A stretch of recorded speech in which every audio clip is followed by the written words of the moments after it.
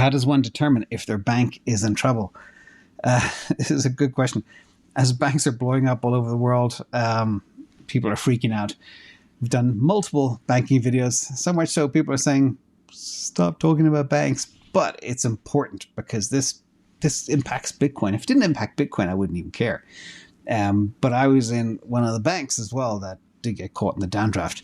So there's a couple of ways traditionally you could do this. Let's talk about them. Number one, first of all, you look at ratings like from Moody's.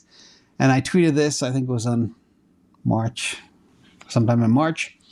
And I spoke about ratings agency Moody's, and Friday downgraded the ratings of SVB Financial Group. And over the weekend it blew up like way back when.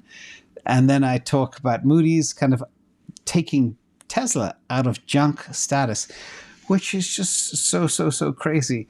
And nobody really understood this tweet. But net, I think a great man once said, I think it was Hexopotamus on Twitter reminded me of this. And that is, what rating agencies do is they show up at the end of the battle and they stick swords in the wounded. That's it. And I just thought it was like so valid. So number one, forget about that. Number two, you look at what's in their portfolio. Dig into their balance sheet. Look at their bond portfolio. Look how much commercial loans they have. So for example, this one here, number 4 on this list is Signature Bank. That's already gone. So I put a little X there, but you can see some other names to keep an eye on. These are ones with very, very heavy commercial real estate loan portfolios, which I believe is the next shoe to drop. Valley National Bancorp, Home Bankshares, Glacier Bancorp, East West Bancorp, Webster Financial, First Citizens Bankshares, M&T. These are the ones that could have some serious pain. Remember, these are fractional banks. So it doesn't mean the whole portfolio needs to blow up. Just 5% of it, and that's it.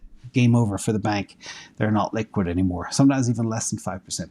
So that's the second way. Third way is look at banks with deposits less than 250K as a percentage of total deposits.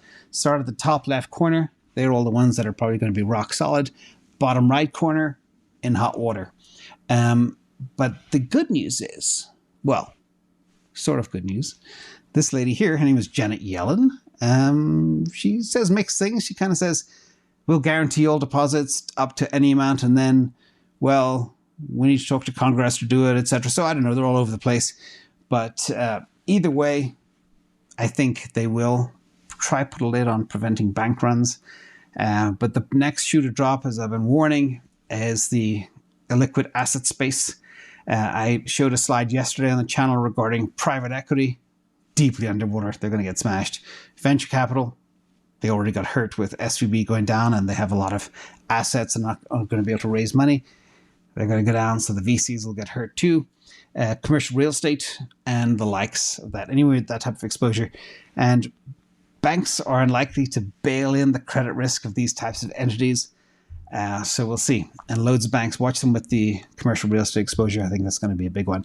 And just if you're just with any regular bank, or there's sometimes the smaller the bank, the more community bank they are, or even credit union type places, I think they're all very safe. But you never know.